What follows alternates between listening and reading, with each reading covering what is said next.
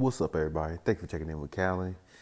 So this is a bad look for the Clippers in regards to just the outing versus the Timberwolves. They played the Timberwolves last night. It was one of those games where, the Clippers looked lethargic at best. Maybe they looked a little bit average. They didn't look really, great offensively. Paul George, shot very, very poor. I think 5 for 19. He was like 1 for 10 at halftime.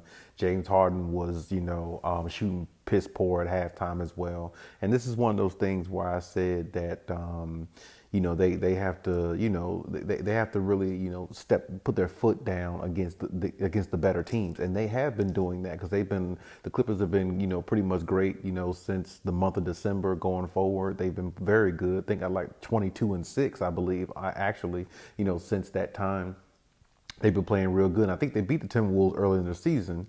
But this is one of them games where I guess the Timberwolves kind of stifled them a little bit defensively. And, McDaniels was really locking up Paul George, keeping him in front of him. Ant-Man, did a pretty good job. Now, Kawhi Leonard, he had 26 points. Kawhi did good. Kawhi showed up, 26 points, 9 for 18, 9 for 19, I believe, with 9 rebounds. You know what I'm saying? That'll work, and that can get you a lot of wins, you know what I'm saying? If you got that type of production consistent wise, in which that's what, Kawhi brings. So, you don't have to worry about that there. But nobody else really showed up besides Kawhi and Norman Powell. He had 20 plus points as well. Oh yeah, and Westbrook had 12 and 13 also. Westbrook played, really good. But between, James Harden and, Paul George, they didn't get the production from them that I feel like they should have to really ultimately, put this game out of reach or or for at least them to beat the Timberwolves. Their defense was, average. They were giving up some wide open shots. They weren't really, playing the defense that we've seen them play the last month or so. It just looked like the Clippers. It looked like they were kind of tired a little bit. I'm not trying to make any excuses for them, but that's just one of those games where I think, you play a team like that, you got to make a statement against them every time. Give the Timberwolves some credit. They are a good team. They got, they're the top seed for a reason. They play very well. They got a lot of length.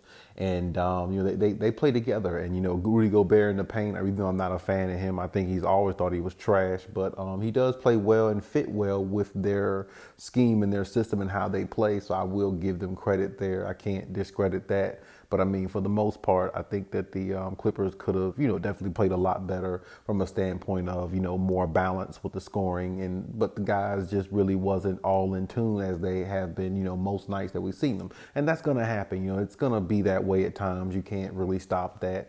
You're going to be, you're going to be hot, you're going to be cold, some nights. I mean, it's a long season. So, I mean, there's plenty of nights where they're going to look like this or, well, maybe not plenty, but it's going to be, some nights they're going to look like this and most nights they'll look better. And the fact they really didn't have Zubac either, I think that makes a huge difference because, Zubac, he's one of those type guys where, in a game like this, he would actually thrive. He would actually, play very well against a team like this. I mean, with Rudy Gobert, he kind of plays pretty, decent against Rudy Gobert underratedly. So, I mean, this would be one of the games they really could have used him a little bit more. But I mean, of course, this is just one game. No need to panic or anything like that. But defensively, the Clippers going to have to be a lot better. And games where they're down 15, I think it was 68 to 93 or something like that, 68-83 in the fourth quarter. They're going to need to rely on their defense to be their staple, and their defense has to be a lot more in tune even when their offense isn't. And that's something that the Clippers are really going to have to work on because, most games when you look at the Clippers, their offense is so in tune. It's like it encourages them to play defense more, but they have to have the mindset of like a Kawhi Leonard. Kawhi, he'll play defense regardless whether his offense is on or not, so you have to have that mindset going into games like these, playing against better competition. And, as far as, I mean, I saw Paul George drop 37 the other night, but here again, I've said this before, PG he's got to be more reliable to me against the better competition. He has a lot of big numbers, against teams where they're not that great a competition. Now, don't get me wrong, he's had, big numbers against good teams too. I'm not going to sit here and lie and say that, but in games like these, when they kind of really matter, when you're trying to make that pivot, you know what I'm saying? You're trying to make that turn, you know what I'm saying, in regards to, okay, if we beat the Timberwolves a second straight time or something like that, now we're really making more of a statement. Now we're really getting into where we want to get to because we're taking out the top teams multiple times of playing them, or stuff like that. You wanna get the edge as much as you can, especially if it comes down to seeding at the end, or win or loss column, of course, of whether you can get it or not. So I mean, these are games like these definitely are marked on your calendar because you definitely want to beat the best of the best competition. And Paul George has to be more reliable against teams like this. And you can't go out there and go 1 for 10 against a Timberwolves team where I understand McDaniels is pretty good, the Wasp, what they call him, or whatever the hell they call him. I understand he's pretty good, but he shouldn't lock up Paul George like that. You know what I'm saying? Paul George is a premier scorer. And I mean, there's some who actually think that Paul George is better than Kawhi Leonard. There's some fans who think that. But these are the type of games where it shows that he isn't, because when you play against better competition, guys who are lengthy, guys who will get up in you and defend you very tightly and secure you a little bit, you have to be able to move people around and be able to get what you need in order to be effective. And that's what I think Paul George, sometimes it's a lot of settling for threes. It's not being aggressive. And overall, in that game, I don't feel like the Clippers were really aggressive going to the paint and things like that. And that's something else. That's another thing I think they have to work on, because when their three and stuff is falling, yeah, they're lethal. And plus, they're going to fall a lot of nights just because they got so much talent. But